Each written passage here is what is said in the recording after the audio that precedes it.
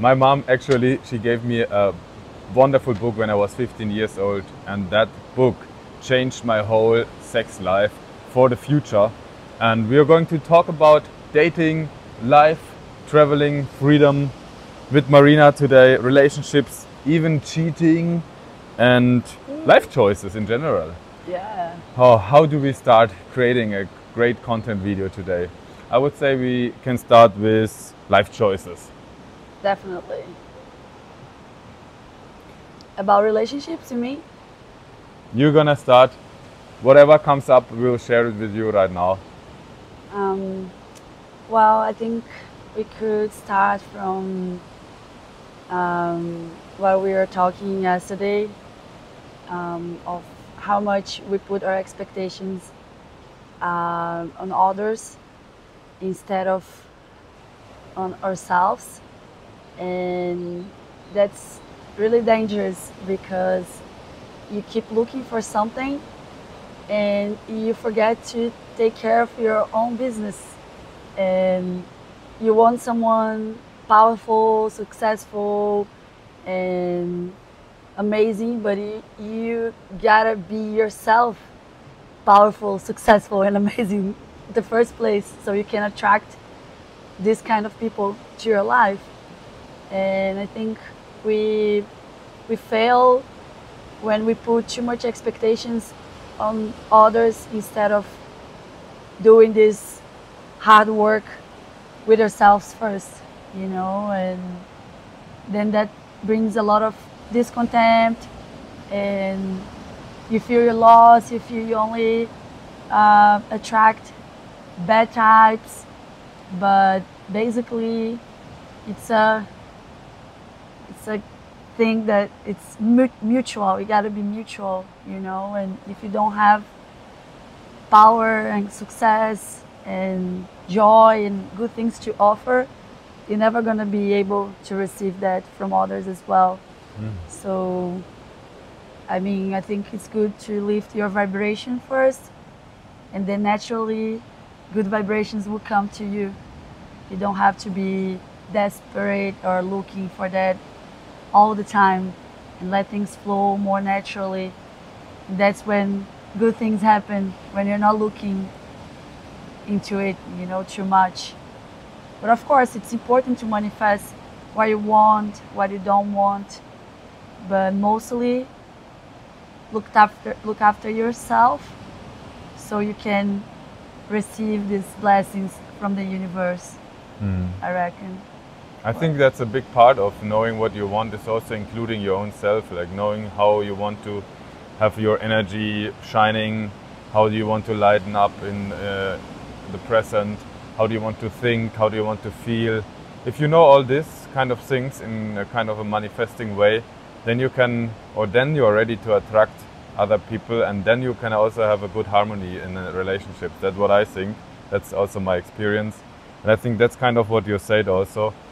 Because I'm thinking, why is it with these expectations, why is it like this with the upbringings? We are expecting someone to fulfill our gaps. It's like a yin and yang thing. Do you think it's natural, or do you think it's a wrong thing to think that way or feel that way?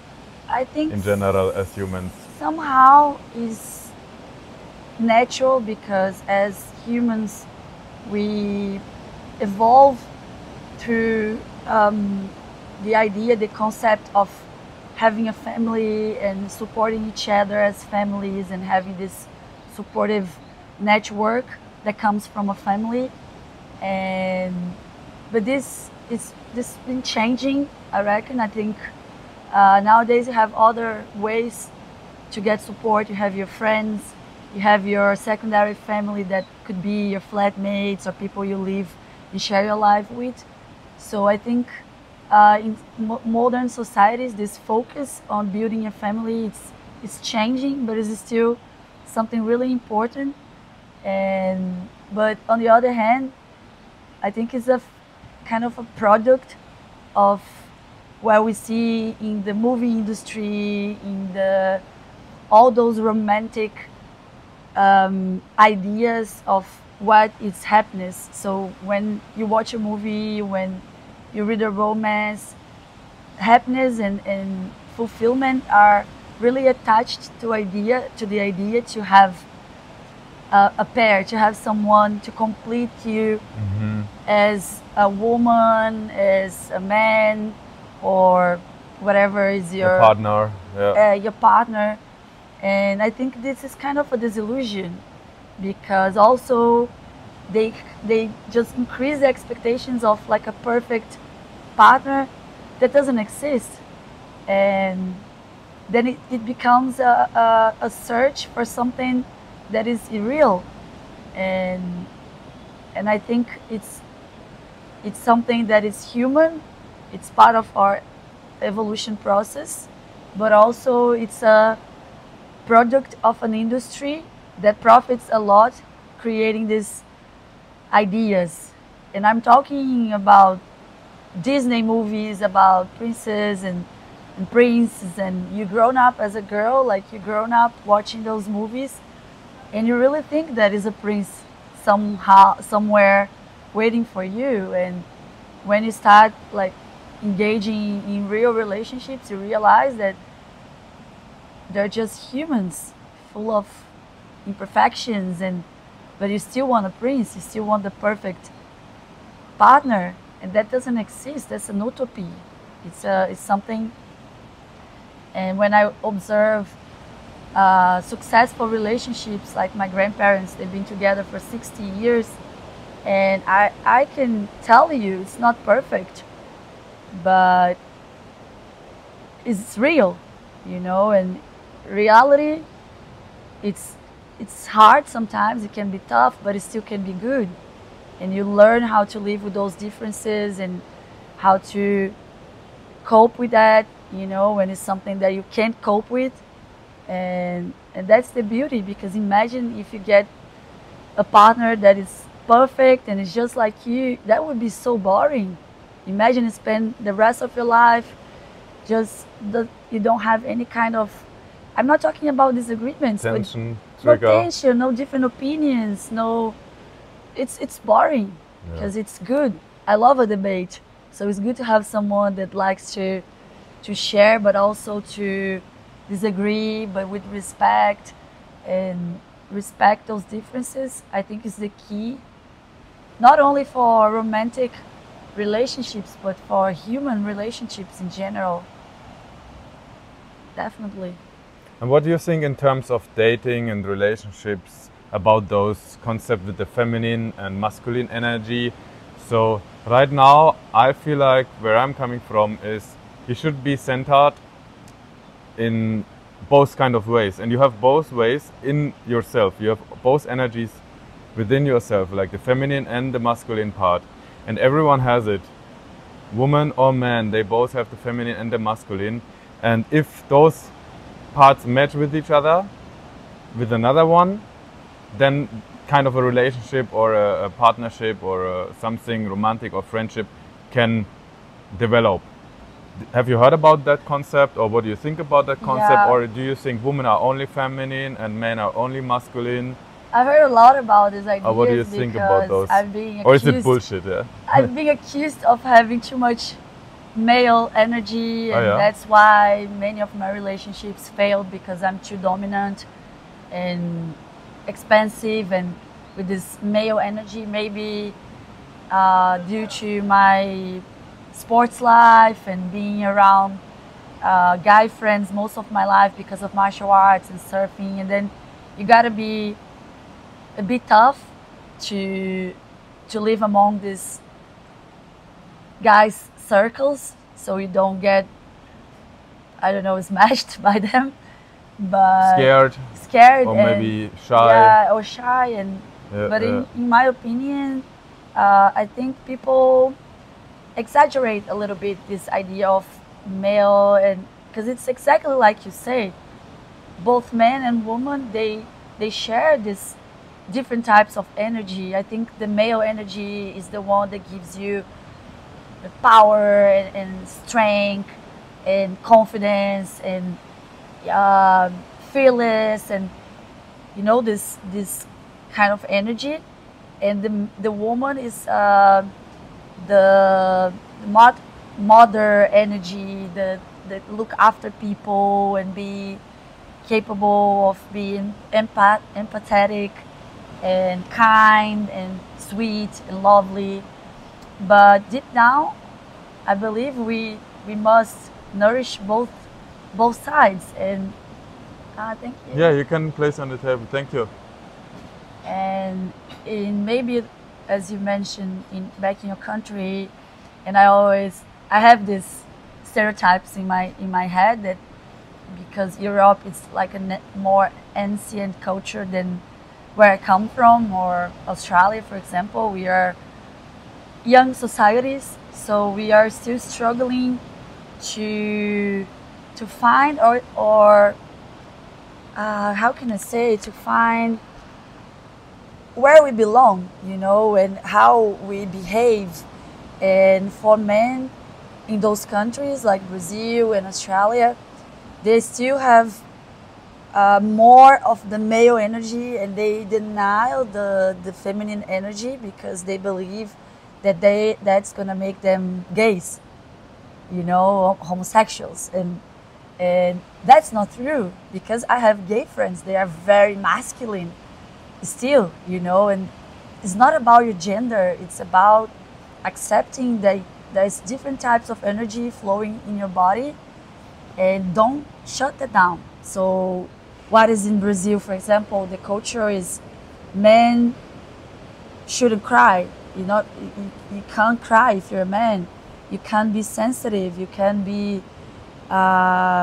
open.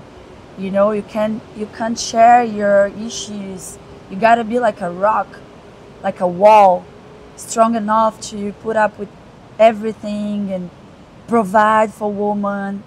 And this is not only among men. I have many friends that they still believe that men should be paying for the bill at a restaurant, or when they go out on a date or whatever. And this is in both sides. It's not only men that behave in a sexist way. Like women also incorporate those principles, those beliefs, and that also put a lot of pressure over men, because then they think, oh wow, I gotta be there, I gotta provide, I gotta work my ass off because I need to have a good car to provide safety, and and that's heavy for men as well.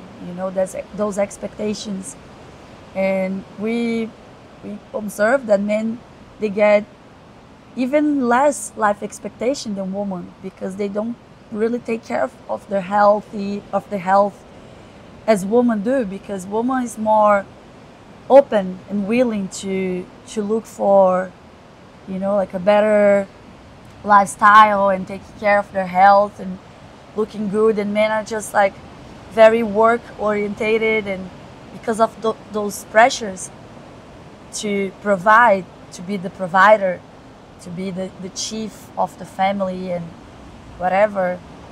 And when you see, for example, and I have like people I know, that the woman is who is working and the man is taking care of the kids, the children, for many reasons. I don't have to mention like in a specific case, but they don't feel man enough. They feel diminished, and they feel their friends are always mocking them, pulling their legs, because that's not what society expects from a man. It's the opposite. And also they don't really deal well when they have a woman with a strong character, that value their work, that want to work, that it's keen on working, and they don't want to, for example, having kids or sort of thing. So it's like it's a conflict, because they still believe on those fixed roles, and that's changing. And if you don't accept change, you're in a complicated place, because the world's gonna change no matter if you change with the world. The new generations and especially women are changing, and they we don't look back. We're not gonna go back to the common place, you know. So it's take it or leave it. So you, in your perspective, women are on a kind of a stepping up their games and kind of getting stronger and more powerful Definitely. than they have been in the last maybe 20, 50, 100 years. And that makes men a bit more Scary. scared, Yeah, scared. Definitely. rethinking their approach. I Okay. think this revolution started maybe 100 years ago with the first feminist movements. We got the chance to vote. We got the chance to go to work, to drive a car. Basic things that looks stupid now to talk about it, but many women died to achieve those rights. It's not very common still in some countries. Exactly. That's drive a perfect. car, I was, yeah? I was Some going Asian to say countries. that because when you come to even here in Indonesia, some countries in the Middle East, women are still treated like a possession, like an object that is guided by men, and they can't be seen, they can't have an opinion. This is still happening. It's not over yet. And so there's a long way to go. But even in those countries, you have girls and women that are fighting against those rules. They're standing up for their standing up for the rights, rights, standing for up the- because they have role models from other countries and other Yeah, yeah. cultures. So I try not to judge. I try to embrace the difference with respect, because I know that there are things that in our culture that are also fucked up, you know, and it's not, Western culture is not perfect, but when it comes to women's rights, I think I'd prefer to live in a Western country. But you still have issues, like I said, you still have violence against women, you still have, especially in Brazil, it's huge. It's huge. The amount of women that die because of jealous partners and like passionate crimes that they don't call that way anymore because it's inappropriate. They call feminicide, I guess. What exactly is happening there? Basically, very toxic relationships. There's different kinds of violence against women. It can be physical violence, such as beating, like pushing and these sort of things. You can have financial violence. It's when men, they don't allow women to work, so, or they control their earnings, and they control them because they don't have money to live by their own. So sometimes it starts like, you don't have to work anymore, I provide for you, and then suddenly they're beating you and you can't divorce or go away because you don't have a job, you don't have an income, and how you're gonna survive. And many women, they don't want to go back to their parents' house, they don't have family to support them, so they stay in those toxic relationships because they don't have a way to earn their lives. They feel dependent. Yeah. Financially. Yeah. There's the psychological violence as well, which is threats and telling you you're a piece of shit, you're worth nothing, you're nothing without me. If you leave me, you can't survive without me. You depend on me, and many other types. But this could be the three main sources of violence against women. And in Brazil, the statistics are pretty, like, it concerns me a lot. And I worked as a lawyer for 7 years, and I had many clients. They were abused by their partners, and we have to convince them that if they don't report, that can get to something worse. And it's according to the statistics in Brazil, they do. So we have many women dying, and most of the cases are because of men. So this culture is not just a culture; it's a way of living that is killing women. So it starts with those small things, and it can grow to like very tense, and it can get them killed, you know. So anytime I recognize those red flags, I know what can be changed, what can be accepted, but violence and excessive jealous or these kind of things, I would never cope with, because I know that it's how it starts. And It's the first step, and I'm not willing to work that out, because I think if a guy is like that, he needs to see a therapist. I'm not a therapist. I'm just a woman. I'm just a girl. I don't have the power to change something that it's growing since they're boys, and they live with other boys. They're also toxic, or they have like a toxic dad or a sexist mom. So I think it starts with the family. So if the family printed that personality on that kid and their friends and the circle of friends and the work or whatever, I'm not going to be able to change that. I can only change myself. So how can I change myself to accept that? I would never accept that. Yeah, that would be my next question. So what's the solution for women watching out there or men watching out there who feel trapped or who feel maybe repressed by their partner or inviolate? You're a person of freedom, of traveling, and you solve those kind of problems for yourself. What would you recommend for those kind of people out there watching as a listener as solutions for their things? First of all, look for help. Share your thoughts, share your feelings. You're not alone. With your partner or with someone else? Or both? I think if you feel safe to share with your partner, try to talk through, try to find a solution, but always talk to your friends. Let your friends know what's going on. If you have resources to access therapy, go to therapy. If you manage to convince your partner, go together to therapy or individually. But I feel that therapy maybe is the only way for those men that are already adults to change their mindset, to change the way they behave, because it's so deep inside that just you talking to him probably is not gonna help. It's not gonna work. They need something deeper. Some tools, maybe some psychological methods. Behavioral methods to change that. Yeah, and they need to work hard to achieve that. You gotta communicate with your partner, but sometimes it's so hard and dangerous to communicate because they get aggressive.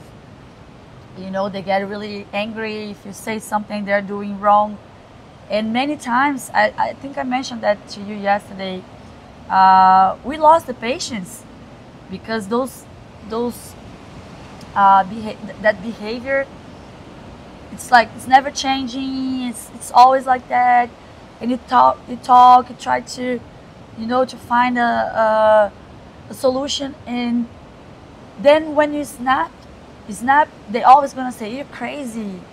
You're like you don't control your emotions. But why did I snap? Why? They don't reflect why women snapped, why we get tired and sick of that, and sometimes you just turn your back or you just yell at them, and that's not because you're violent or because you're like trying to control them or something. It's just because you're tired. You're tired of, like doing those, having those conversations and not getting anywhere, and you feel like you're talking alone. You're talking to yourself because they don't talk back to you. They're not willing to change. So it's really hard that I think I'm trying to find a word in English, but it's like a pig head, like they have many men, like traditional men, they have this pig head that is hard to convince them to go to a doctor to do a checkup. It's hard to convince them to change their minds about something, while a woman is more open to share, is more open to listen, is more open to change. I feel that, you know, because I have heaps of guy friends, and when I travel, for example, with guys, it's really different because I like some parts.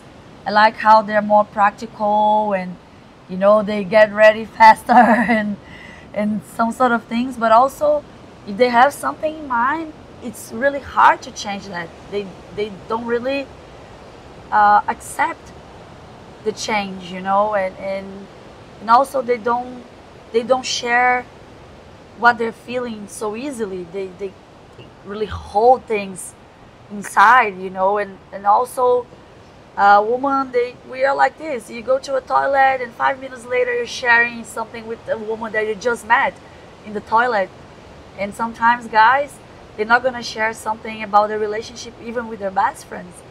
So that's a really different thing about men and women, not making like general assumptions, but in my experience, in my personal experience, I realized that, you know, and that's the thing.